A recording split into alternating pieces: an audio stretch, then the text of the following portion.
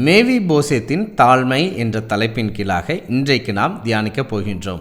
சவுல் மற்றும் யோனத்தான் இருவரும் பெலிஸ்தருக்கு விரோதமான யுத்தத்தில் இறந்து விடுவதை பார்க்க முடிகின்றது. பின் நாட்களில் தாவீது தான் அரியணைக்கு வருகின்றார். தாவீது ராஜாவான பிற்பாடு யோனத்தானின் குமாரரில் எவரேனும் இருந்தால் அவர்களுக்கு நான் தயவு காட்ட விரும்புகிறேன் என்று வேலையாட்களிடம் சொன்னார். அப்பொழுது வேலையாட்களில் ஒருவர், யோனத்தானின் குமாரனாகிய மேவி போசேத் இன்னும் உயிருடன் இருக்கிறார், இந்த மேவி போசேத்தின் 2 கால்களும் முடமாய் இருக்கிறது என்ற காரியத்தை தெரியப்படுத்துகிறார்கள். மேவி போசேத்தை தாவீது அழைத்து வர சொல்லுகிறார். பிற்பாடு தாவீது தன்னுடைய போஜன பந்தியில் நித்தமும் அப்பம் புசிக்கக்கூடிய ஒரு ஸ்லாக்கியத்தை இந்த மேவி போசேத்துக்கு கொடுக்கின்றார். அதாவது ராஜாவுக்கு சரிக்கு சமமாக அமரச் செய்து ராஜாவுக்கு கிடைக்கக்கூடிய அனுகூலங்களை இந்த மேவி போசேத்திடம் பகிர்ந்து கொள்வதை பார்க்க முடிகின்றது. இப்பொழுது இப்படிப்பட்ட தகுதியை பெற்ற மேவி போசேத் எவ்விதமாக தன்னை தாழ்த்துகிறார் என்ற வசனத்தை நாம் வாசிக்கலாம். 2 சாமுவேல் 9ஆம் அதிகாரம் 8ஆம் வாக்கியம்.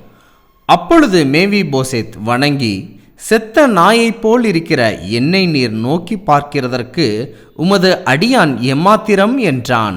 இந்த வாக்கியத்தை நாம் பார்க்கும்போது தன்னை மேவி போசேத் ஒரு செத்த நாயோடு ஒப்பிடுவதை பார்க்க முடிகின்றது. ஒரு உயிரற்றவனைப் போன்று இருக்கிறேன், ஒரு பயனற்றவனாய் நான் இருக்கிறேன், நான் பொருட்படுத்துவதற்கு கூட தகுதி இல்லாதவன், ஆனால் எனக்கு இவ்வளவு பெரிய தகுதியா? நீர் இவ்வளவு பெரிய தகுதியை கொடுப்பதற்கு எனக்கு என்ன தகுதி இருக்கிறது என்று நான் எம்மாத்திரம் என்று கேட்பதை பார்க்க முடிகின்றது.